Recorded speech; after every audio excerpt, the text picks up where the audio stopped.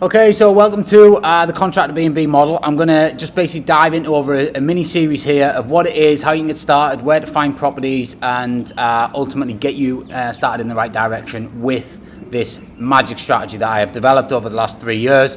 It is, in broad terms, it is serviced accommodation, Airbnb, as most people will know it, which is a short-term rental strategy.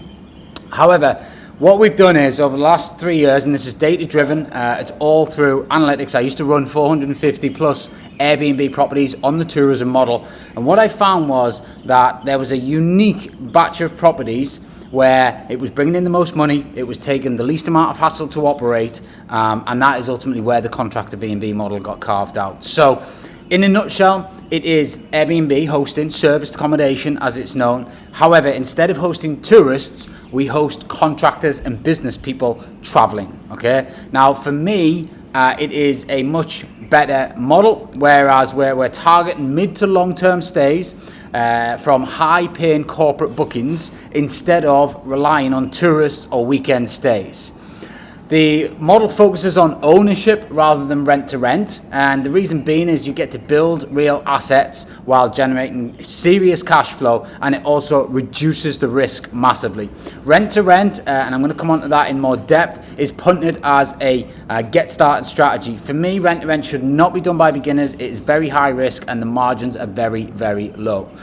The way that you would do this in terms of the ContractorBnB model is twofold, either with your own savings. So, maybe you have had a successful career, currently in a successful career, you're a business owner who's done well for themselves, you've got access to whatever inheritance or other type of funds, and you're going to acquire properties and then spin it on the BRR model to be able to use that same pot of money through. However, even if you haven't got funds, we teach you how to raise money, and even if you have got loads of money, right, you will always run out of money in property. I say that all the time. So you want to be always looking to source private investor funds to be able to continue to scale your property portfolio. Now, why is this a game changer? You own the asset, right? So you build real wealth. You're not just managing properties, you're acquiring appreciating assets, which in the future you can leverage against to buy more assets. With rent to rent, you cannot do that, okay? It's consistent, reliable income. With the Airbnb tourism model, in the UK, you get seasonal dips. So typically you get June, July, August, which are very good. September is iffy. Then from kind of October to end of Feb, early March, it is like feast and famine. There are hardly any bookings, occupancy drops, people start blowing money. Basically, the money you made in the summer, you start giving back away in the winter. And then what happens is the kind of Easter holidays come, and then the summer comes round again, you forget about the pain, you build a bit of cash back up, and then the cycle repeats itself. And I did that for the first 2 years, and I just thought, I cannot keep doing this. We're not actually moving forward in any great speed for the amount of effort that was going in. So the ContractorBnB model has more stability, whereas the only time they have off is typically 3 to 4 weeks around end of December, like mid-December when they go for Christmas holidays, and coming back to work in the sort of middle of January. The rest of it is consistent. These businesses, they need accommodation to run their projects. They need their staff away, when they're working on the projects. Therefore, they need accommodation. So they're going to pay 11 months of the year. That being said, you end up with higher occupancy rates. So contractors book for weeks and months. I mean, we've had some in now for 2 and a bit years. So it also helps with the reduction of your costs. You're not needing to turn over as much, you're not needing as many cleaning costs, and you're not needing as many staff to actually run the properties, because you're not needing someone to answer loads of inquiries every 2 to 3 days, or check someone into a property, or deal with the fact that there's no oat milk in the fridge, or that they've lost their keys when they went out and got drunk at 2 a.m. That's not happening. Once they've checked in and they're staying for months, they pretty much, after the first week of answering questions, how does the cooker work, how does this work, how does that work, they then know how the house operates, and therefore they go quiet, and we don't need as many people to run the model. So for me, that in itself, we're not only are we keeping the high cash flow, but we're reducing the hassle and staff costs, so it becomes a more profitable business. We get more predictable guests, so we know that we're not going to get any dickheads who want to rent the house for a party on a weekend. I mean, in the old model I used to run, Sunday mornings, I dreaded the phone call, so-and-so property's been trashed, so-and-so's property's been trashed, and this was a common thing. Once you have, 5, 10, 15, 20 of these units, you will be getting that phone call every single week, if you are going to run the tourism model, which I would highly recommend that you don't. We have professionals staying. They need a place to stay, and for me, it's predictable, it's stable, and it is just 100% a much better strategy to go into within what's known as serviced accommodation. So for me, serviced accommodation is a very broad word. There are different elements of it, but if I define it in two, there's a tourism serviced accommodation and there's professional serviced accommodation. I then go one step deeper and say, out of the professional service accommodation, I only want to host contractors because that is where the money is. So how does it work? All right, and how is it different from your traditional Airbnb strategy?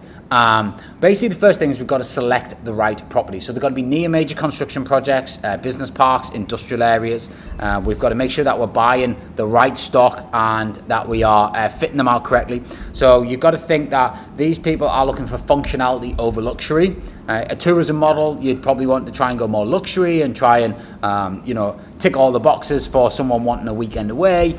With the contractors, they're looking for fast Wi-Fi, secure parking, comfortable beds, washer dryer. Okay, we've got to optimize the setups for that by once we have chose the property in the right areas. The location and the size of the property as well is really important to attracting the contractors. So the acquisition strategy is really, really key. And ultimately, you've got to get that right if you want to get the rest of this strategy right. And I'm going to come on to that in some of the other modules. The next thing is like your pricing and booking strategy. So it's totally different to tourism. It's totally different to how every 99% of hosts on service accommodation model work. We're focusing on corporate rates, direct bookings, and longer stays. We're not relying on Airbnbs and Booking.coms because playing that game is very, very risky. You're at the mercy of the algorithms, and a lot can go wrong. You need to get everything in control. In 2020, Airbnb cancelled, I think it was 480 odd of my bookings. It cost me 6 figures when COVID hit, and it was against the policy that I'd signed up for. Did they give a shit? No.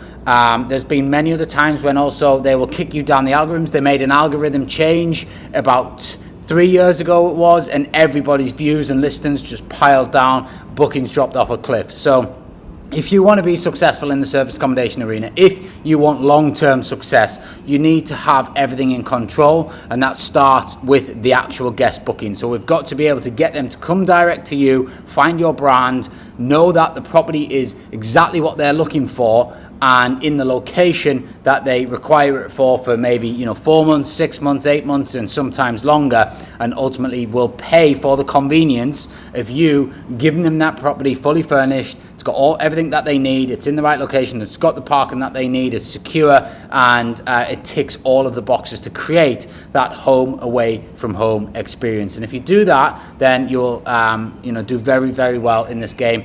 And do it in a way where you're not pulling your hair out all the time, where you're not going to be stressed to death, you're not going to be needing massive amounts of teams, you can keep your costs low. And for me, that is why the ContractorBnB model is so unique but also so great, because it allows you to take the high cash flow but ultimately keep the stress low, and for me that's a good place to be.